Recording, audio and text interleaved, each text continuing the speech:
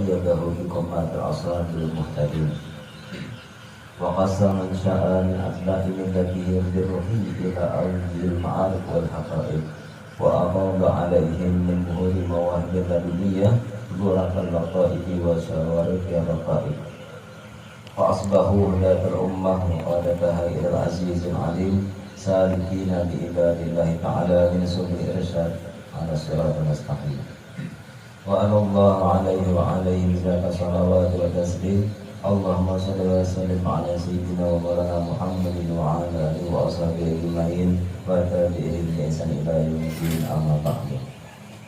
Alhamdulillah, puji syukur kehadirat Allah Subhanahu wa taala yang mana pada malam ini, malam yang penuh keberkahan ini, Allah masih memberikan kita taufik hidayah kesempatan untuk menghadiri dan dalam rangka memperingati haul para wali-wali Allah. Malam ini insya Allah akan dibacakan 6 manaqib bisa sampai ke 12. Jadi kalau kita mengadakan haul jamaah sampai 10 wali misalnya atau 5 orang wali harus beradaan manaqibnya dibaca walaupun secara singkat.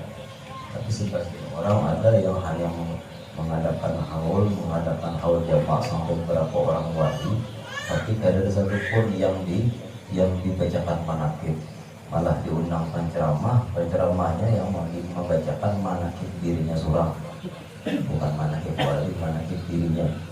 Jadi kita sedikit mengambil berkah daripada manaqib wali-wali yang hari ini kita adakan. Yang pertama yang kita hauli ialah Sultan Aulia Syekh Abdul Qadir Al-Jilani. Yang kedua siapa? Al-Habib Umar bin Abdurrahman Al-Atas. Yang ketiga Syekh Muhammad Hafiz bin Idris Al-Baghdadi. Yang keempat Al-Habib Umar bin Hud Al-Atas. Al-Habib Ali bin Muhammad bin Hussein Al-Habsyi. Yang kelima Habib Umar bin Hud Al-Atas. Atau yang keenam Kiai Haji Abdul Hamid bin Muhammad. Mudah-mudahan dalam rangka memperingati haul beliau itu semua kita mendapatkan keberkahan, mendapatkan taufik hidayah terus menerus istiqomah dalam menuntut ilmu dan ibadah. Karena kalau kita mengandalkan amal ibadah kita mengandalkan amal sedekah atau amal soleh kita, mungkin satu pun ada yang diterima Allah. Kecuali mudah-mudahan cinta kita kepada wali-wali itu ada bakalan ditolak oleh Allah. Jadi modal cintalah kita mendapatkan cintanya Allah. Modal cinta kita kepada para wali, kita dapat mendekatkan diri kepada Allah Ta'ala. Amin ya rabbal alamin. Dan terima kasih juga kepada para panitia, kepada para donatur, para orang dermawan yang membantu terselenggara acara ini, baik membantu dengan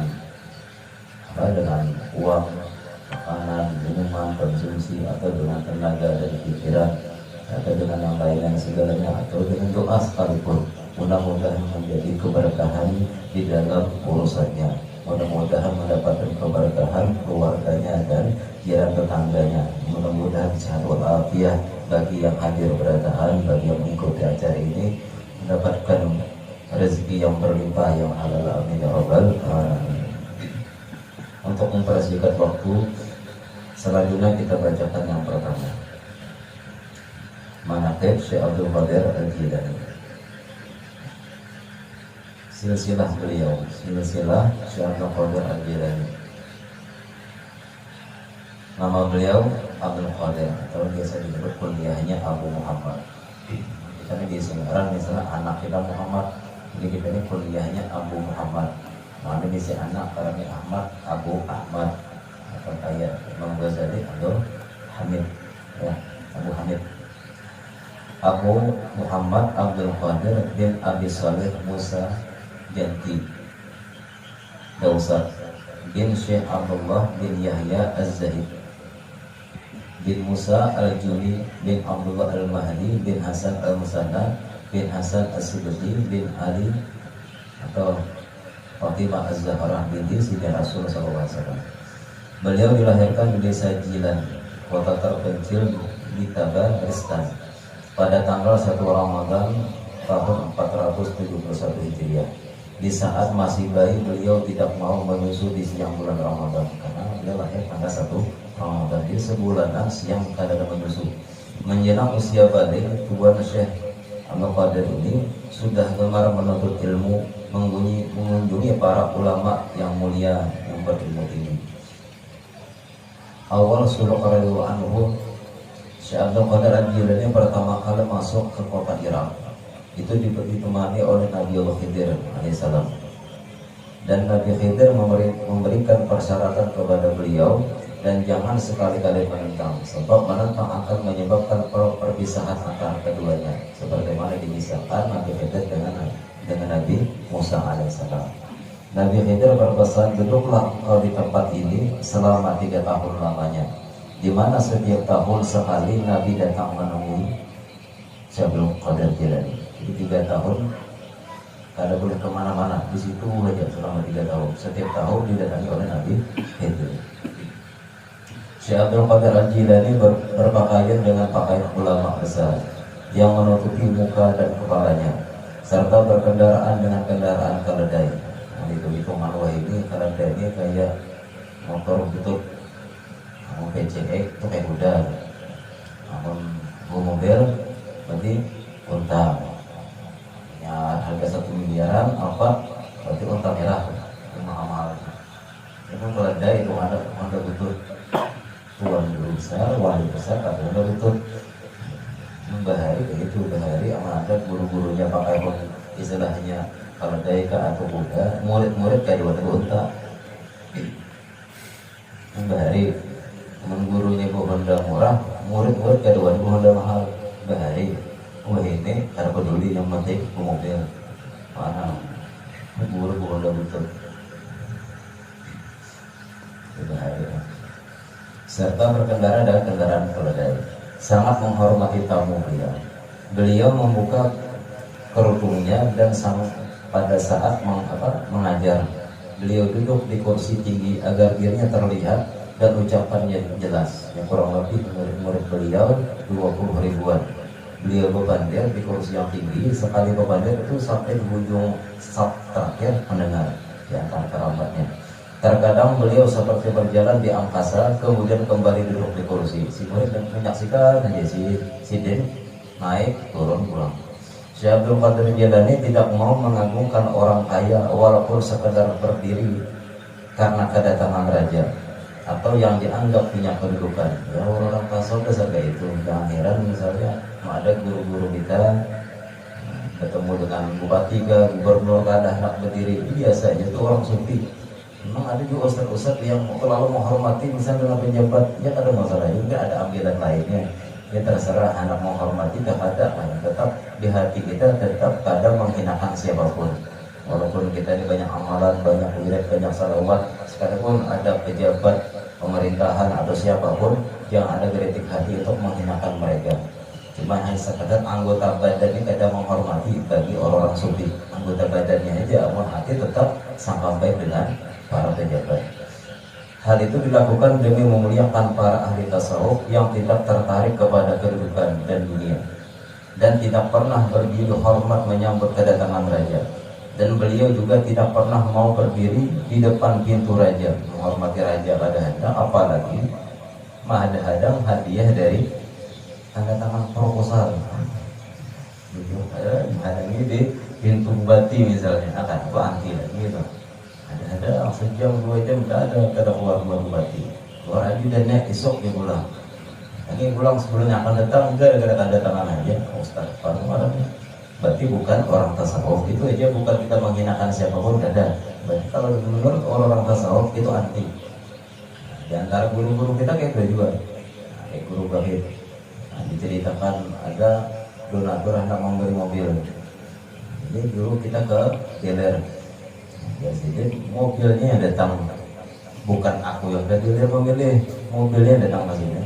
Mungkin tadi bilang kayak itu sifat, susah banget. Guru makin yang mudah mendatangi makin mudah diberi ulang. Jadi beliau tidak pernah mau berdiri di depan pintu raja atau menerima hadiah dari penguasa, sedikit pun tidak hendak menerima dari siapapun. Nasihat Syekh Abdul Qadir Al-Jilani Ikutilah sunnah Rasulullah SAW, jangan berbuat bid'ah. Berbaktilah kepada Allah dan Rasulnya, jangan keluar dari agama Islam.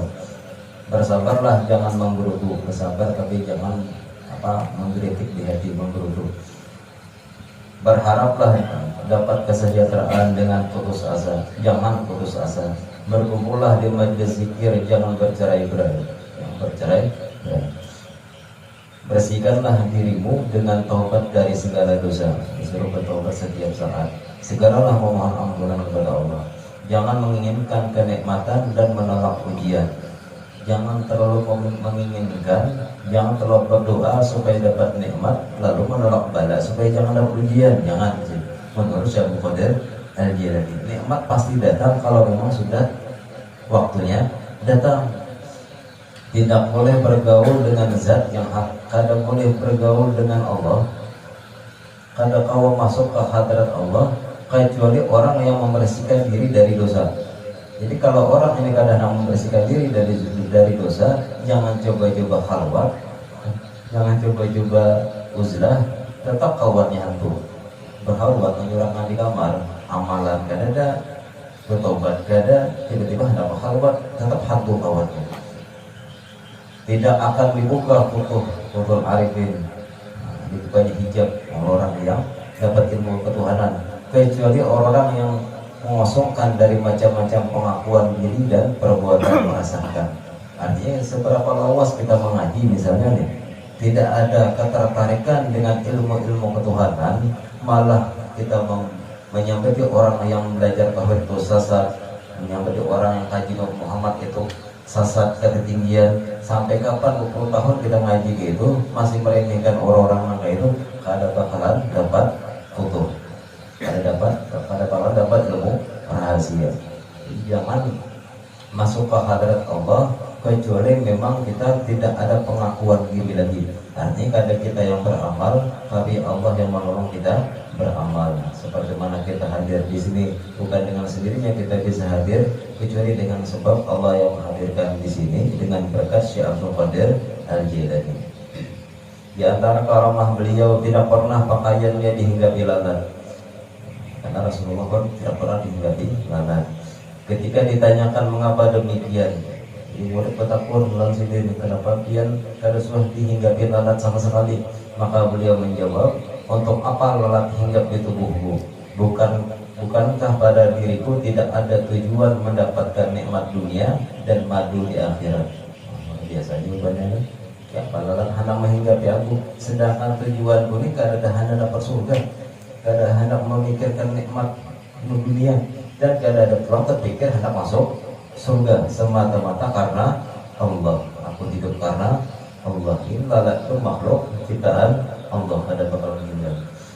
Ada seekor burung elang berada di atas majelis beliau dengan suara keras sehingga mengganggu orang yang hadir. Kemudian beliau berkata, wahai angin, potonglah kepala burung itu.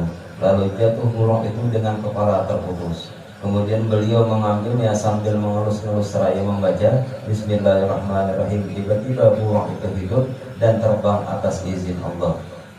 Kan dengan berkah Bismillahirrahmanirrahim yang tiada menjadi ada. Ini gampang aja, hanya menghidup. Setelah keramat beliau menghidup